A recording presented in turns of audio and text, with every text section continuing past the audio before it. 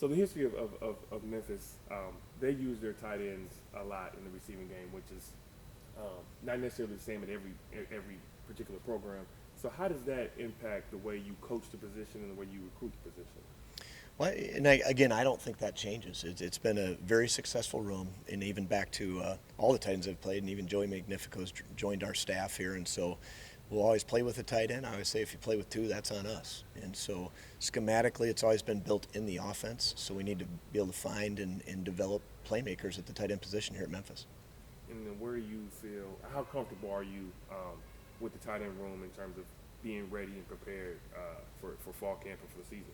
Well, we lose two from last year's room, but still, Anthony Lanfear had almost 100 plays. Arrington McCray was a second-year player that started on 3 special teams and got some meaningful snaps at tight end, and then we brought 2 transfers in. So we're building depth, knowledge.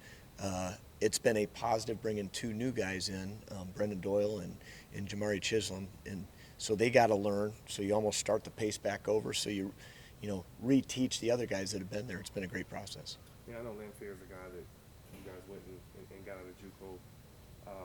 In what ways are you challenging him in his second year in the program? I think playing with confidence as you're here a year, it goes by so fast, and it's so much football, and so you're just looking for growth really every single day. Confidence in the play, confidence in signals, technique, fundamentals, in really working the details of play. And to me, I've always said you've got to perfect your craft of your position. Do you think that kind of, like if you look at when Prescorn was here, he talked about watching Dykes and being able to see him in that role, and then the next year that kind of gave him the confidence to be that role. Do you think there's a significant impact in being able to see the guy from last year who was ahead of you have the success they had? Absolutely. As you look at good football programs, I always have felt you need guys that model it correctly. And there's been a history in the tight end room. So Johnny Hassel and Caden Prescorn watched Sean Dykes, and then Sean watched Joey Magnifico. And so there's been that process of them seeing somebody do it, and it is just always evolving. And if you have a willingness to learn and a capacity for change, you're going to become a great football player. I mean, if you look at, some of the builds have been different, right?